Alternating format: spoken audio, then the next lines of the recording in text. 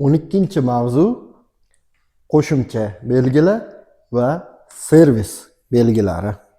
Mana shu to'la ko'rsatilgan.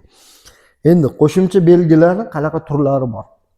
Obyektgacha bo'lgan masofa, ta'sir oralig'i, ta'sir yo'nalishi, qaysi turdagi transport vositasiga ta'sir qilishi, qaysi kunlari va qaysi vaqtda ta'sir qilishi va to'xtab turish stoyanka belgisi bilan bog'liq va boshqa belgilar bor.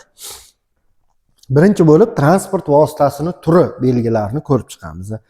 Agar belgini tagida biron bir transport vositasini turi ko'rsatilgan bo'lsa, bu yerda mana gruzoviy ko'rsatgan. Bu degani bu belgini talabiga amal qilish kerak, faqat yuk mashinasi. Boshqa turdagi mashinalar bu belgini talabiga amal qilmaydi, xohlagan joyiga yuradi.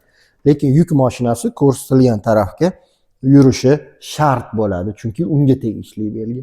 Yoki keyingi misol, kirish taqiqlanadi deyapti faqat yuk mashinasiga. Значит, yuk avtomobildan boshqa hamma kirsa bo'ladi. Kirish taqiqlanadi belgisini talabiga faqat yuk mashinasi amal qilishi kerak ekan. Yoki keyingi misol mana to'g'riga yurish mumkin deyapti faqat yengil mashinalarga. Значит, boshqa turdagi mashinalarga yurish mumkin emas ekan. Yengil mashinalar deganda bu belgiga yengil avtomobil va 3,5 tonnagacha bo'lgan yuk avtomobillari amal qilish kerak bo'ladi. Keyingi belgimizda foto va video qayd etish deyiladi. Ya'ni bu yerda kameralar hamma yo'ldagi jarayonni videoga oladi. Agar kimdir qoida buzsa, GAIga jo'natadi shtraf yozish uchun. Keyingi belgilarimizda bo'lsa mana bu belgilar hammasi stoyanka belgisi bilan bog'liq. Bu belgilar to'xtab turish joyiga qo'yish usulini ko'rsatadi.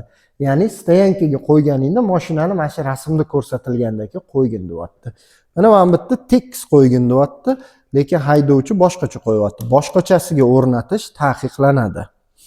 Ya'ni haydovchilar mana shu belgilarda qanday ko'rsatilgan bo'lsa, shunday qo'yish kerak bo'ladi. Endi nimaga bu belgi alohida turibdi men biladan?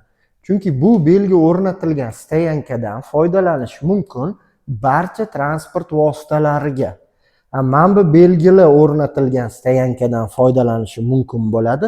Faqat yengil mashina bilan mototsikl, boshqa turdagi transport vositalaridan foydalanish bu stoyankadan mumkin emas. Mana bu yerda misol ko'rsatilgan. Stoyankaga orqasi bilan qo'ygin deyapti. Mana bu belgida ko'rsatilgandagi yuk mashinasi ko'rsatilgandagi qo'ygani bilan ham baribir qoida buzayotgan hisoblanadi. Chunki bu stoyankadan faqat mototsikl bilan yengil avtomobil foydalanishi mumkinligini bildiradi. Keyingi belgilarimizda belgini ta'sirini uzunligi yoki ta'sirini oralig'ini bildiradi. Ya'ni belgi ta'sir qilishni boshlaydi o'rnatilgan joydan ko'rsatilgan masofagacha. 100 metrsa 100 metrgacha, 10 metrsa 10 metrgacha.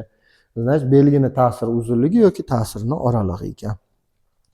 Keyingi belgimizda belgidan obyektgacha bo'lgan masofani ko'rsatadi. Ya'ni bu degani mana bu cheklov quvib o'tish taqiqlanadi cheklovi 300 metrdan keyin amal qiladi deyapti. Ya'ni hozir quvib o'tsak bo'ladi. 300 metrdan keyin belgi uje amal qilishni boshlaydi. Uje u yog'iga quvib o'tish mumkin emas deyapti. Keyingi belgilarimiz ham ikkitasi obyektgacha bo'lgan masofa deyiladi. Ya'ni bu yerda aytilyapti, stoyanka bor deyapti. o'ng tomonda 100 metrdan kelgan yoki chap tomonda 300 metrdan kelgan. Keyingi belgimizni cheklov nogironlarga joriy etilmaydi degani mana bu belgi. Bu yerda cheklov kirgizilyapti, to'xtash mumkin emas, lekin nogironga ta'sir qilmas ekan bu cheklov. Значит, yo'lning o'ng tomonida nogironga to'xtab turish mumkin ekan. Oddiy haydovchilar bo'lsa, chap tomonda to'xtab turishiga to'g'ri keladi. Chunki o'ng tomonda mumkin emas deyilyapti. Bu belgi faqat yo'lning o'ng tomoniga ta'sir qiladi, chap tomoniga ta'sir qilmaydi. Значит, oddiy haydovchilarga o'ng tomonda turish mumkin emas ekan to'xtash. Keyingi belgimizni stoyanka faqat nogironlar uchun deyapti 100 metr oralig'ida. Значит, mashinadan 100 metrgacha faqat nogironga mumkin ekan, boshqa haydovchilarga taqiqlanar ekan. Keyingi belgimizda to'xtash taqiqlanadi deyapti. To'xtasang avtomobilingni majburiy evakuatsiya qilishadi deyapti. Ya'ni bu majburiy evakuatsiya belgisi. Keyingi belgimizni bitta bo'lakni ustiga ta'sir qilishini bildiradi bu talab. Bu yerda aytilyaptiki 40 dan tez yurish kerak deyapti, mashi bo'lakdan. Boshqa bo'laklarga bu belgini talabi ta'sir qilmaydi. Keyingi belgimizni ta'mirlash ishlari sababli yo'l yoqasiga chiqish xavfli degani. Ya'ni yo'lni chetini ko'lab tashlashgan, mashina chuqurga tushib ketishi mumkin. Keyingi belgimiz stoyankada dvigatelni ishlatmasdan to'xtab turish kerak deyapti. Ya'ni stoyankada turgan mashinalar обязательно motorni o'chirib qo'yish kerak ekan. Keyingi belgilarimiz ta'sir yo'nalishi deyiladi. Ya'ni cheklov qaysi tarafga ta'sir qilishini aytyapti.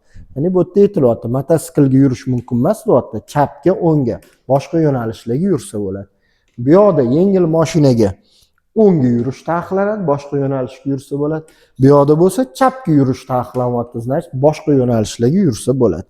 Keyingi ikkita belgi birga ishlatiladi. Bu degani stoyankadagi joy faqat elektromobillar uchun, boshqa mashinalarga qo'yish mumkin emas. Chunki elektromobil bu yerda zaryadka qiladi o'zini. Keyingi belgimiz bolg'a chizilgani. Bu ish kunlari degani, gul chizilgani shanba, yakshanba va bayram kunlari. Bu degani to'xtash mumkin emas ish kunlari, to'xtash mumkin emas shanba, yakshanba va bayram kunlari. Keyingi belgimiz nam qoplama deyiladi. Ya'ni belgi amal qiladi qor yoki yomg'ir yog'ayotganda. Agar yo'l quruq bo'lsa, bu belgi значит amal qilmas ekan. Oxirgi belgimiz mana bu yerda yotoq joyi chizilgani, bu mehmonxona deyiladi.